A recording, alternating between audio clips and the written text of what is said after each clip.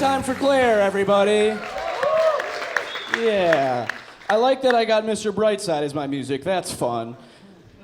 A lot of the times when I come to do comedy, the music that you get beforehand is like hard, aggressive rap, and that doesn't match at all. Because it's like 21 Savage, like, I fucked a chick, then killed her boyfriend, and I gotta come out here like, and my dick's a silly goose. So, I don't think the energies quite match.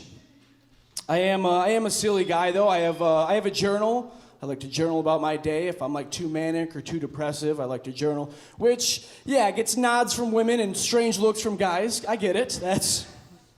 And I thought about it because as a white guy in my mid-20s who's not in a world war with a journal, that's just my diary.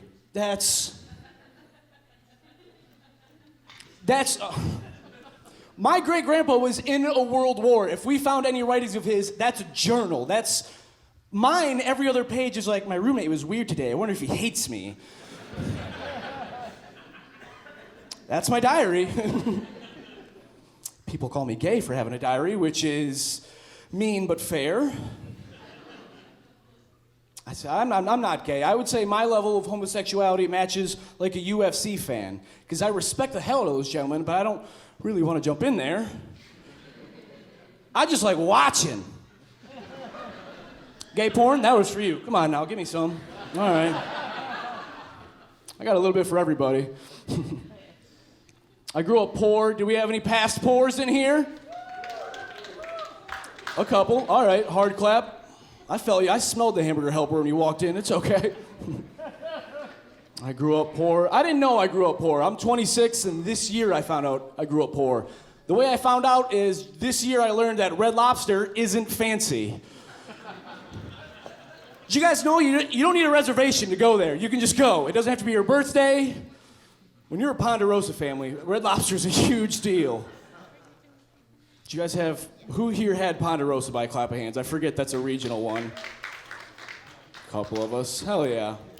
I loved Ponderosa. We went all the time, and then Golden Corral came out with the same thing but turned the lights on. I'm like, I don't want to go there. I gotta see the other people that eat here? No, thank you. I'm poor, though. When you grow up poor, you have like different versions of things. Like, you have different childhood games. Like we had different versions of like House and Cops and Robbers and Doctor. And I remember one time when I was young, a little girl asked me to play House with her. I was like, okay, I'll play. She goes, I'm the mommy, you're the daddy. I was like, I know House. But then immediately she started picking up sticks off the ground and pretending to smoke them and just yelling at me.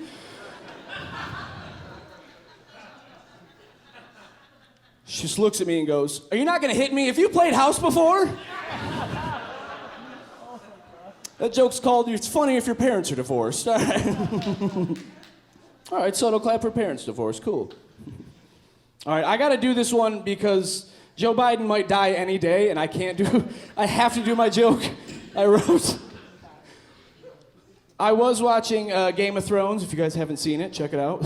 Cool little indie show I found.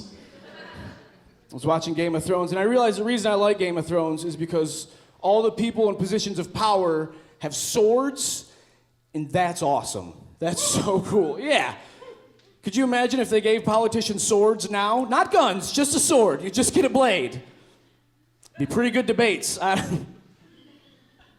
real quote from Ruth Bader Ginsburg is, women should be in places where decisions are being made. You add in or suffer my blade. Women's rights for everyone. I'll take two. I'll take one to go. All right, I know what's on your mind. Donald Trump with a sword? I know. One time I said that, and a guy in the back of the room goes, woo! And I was like, are we fucking safe here? What's going on? I don't like him, but that would be an electric speech. He just comes out with a little blood on him, and he's waving like a little tiny dagger. That'd be fun. Joe, who? I might have stabbed him. Even if I did stab him, it was probably the best. I know stabbings. Joe Biden, I don't know if we'd give him a sword, or do we just give him like the empty Christmas paper wrapping tube and call that good?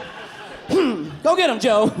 Let Kamala hold the real one. All right, Ivan Chase, you guys have been so much fun, Laugh Factory. Give it up for your hosts.